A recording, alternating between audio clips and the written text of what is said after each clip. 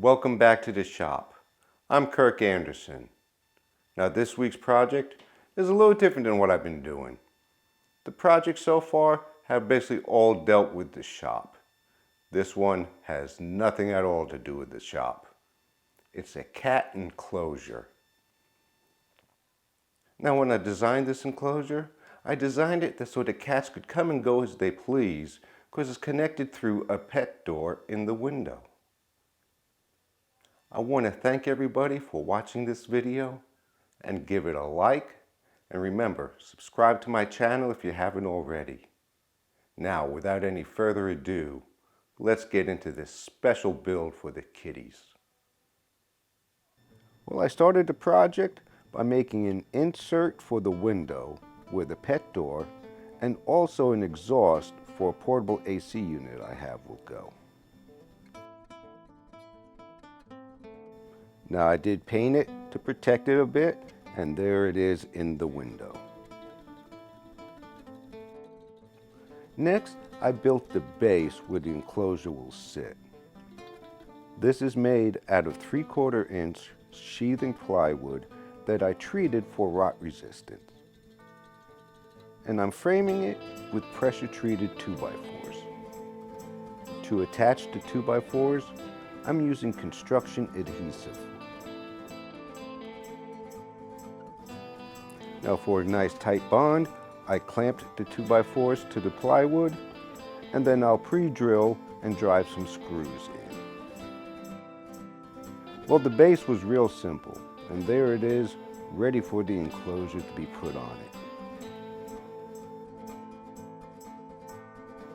Now for the enclosure itself, I'm using 2x4s, but I'm milling it down so the dimensions will actually be 1 inch by 1.5 inches. I just started off by jointing one edge,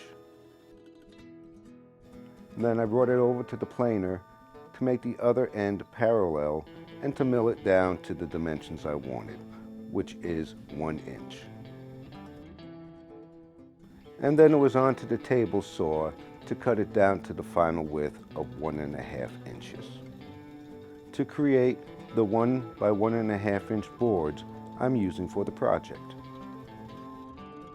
Now the first pieces I'm building are the corner pieces. Each corner consists of 2 boards that will be glued and screwed, creating a very strong corner. Here, I'm just marking out the locations for the screws. And of course, what type of screws am I using? Pocket hole screws.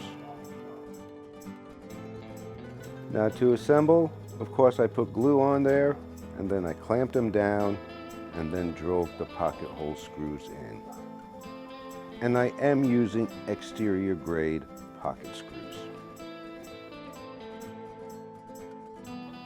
Now that the corner pieces are done, it's time to assemble one end.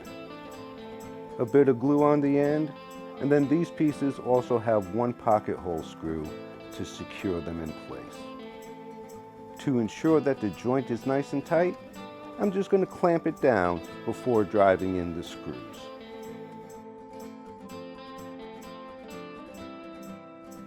And there's one of the completed panels. A little side note, I would not have been able to get this shot with using just my tripod. I was only able to get this since I built my camera stand. Now I have 2 of the panels completed. Now it's time to join those 2 together. There again, some glue. And let me comment that on end grain, the way I glue it, I will put a little bit of glue on it. Then I'll let it set for about a minute for the glue to absorb into the end grain. And then I'll put a little bit more glue on it. There again, for the assembly, I'm clamping it in, making sure the joint is nice and tight. And then driving in the pocket hole screws.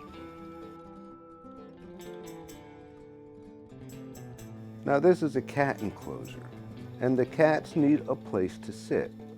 So I'm installing some shelves or perches for them to sit on. Just a little glue. Place the shelf in. clamp it down and then secure it with screws. I enlisted the help of my neighbor to carry it from the shop to the location it's going to be at. It's not very heavy, but it is bulky. It's actually 44 inches by 44 inches, and then it's about 63 inches tall.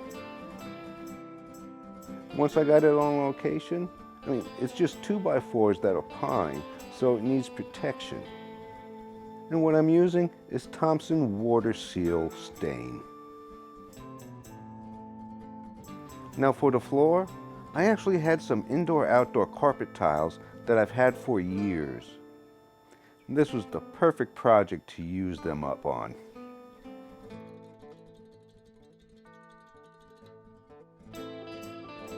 So the kitty cats can get to the enclosure, I just made a tunnel to connect the enclosure to the pet door.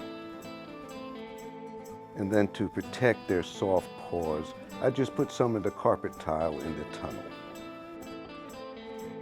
To enclose the enclosure, I'm using 1/2-inch wire mesh. First thing I need to do is cut it down to the proper size. Once the wire mesh is cut down to size, then it's just a matter of attaching it, and I'm using 1/2-inch staples. Next is the roof. For the roof, I'm just using 1/2-inch plywood. I did protect the underside of the roof with Thompson's Water Seal. And to attach the roof, I'm just pre-drilling and securing it with screws. For the top of the roof, I'm actually just using some roof repair compound. It is pretty thick stuff, so I just used a trowel to trowel it on. And there she is, ready for all the kitty cats to come out and enjoy the outdoor. If you watch my second video on setting up my shop, you'll see that there's a few cats roaming around my shop. These cats were strays. The mama cat had a litter in my garage. I already had 2 cats, and I didn't want any more cats. But I wasn't going to just leave them out there. So I was feeding them, and I was kind of taking care of them. My intentions were to just leave them outside, feed them, and kind of take care of them. But that kind of all changed when the mama cat was killed by 2 dogs. And I decided that the kittens needed a safer place than being outside, so I brought them in. But they still always want to go outside. So that was one of the main inspirations of me building this outside cat enclosure. You know, this is the first build in like 3 months that I've done that's not shop related. And I do hope you enjoyed it, and please give it a like, and don't forget to subscribe to my channel if you haven't already. And as always, all you woodworkers out there, just get out there and cut some wood.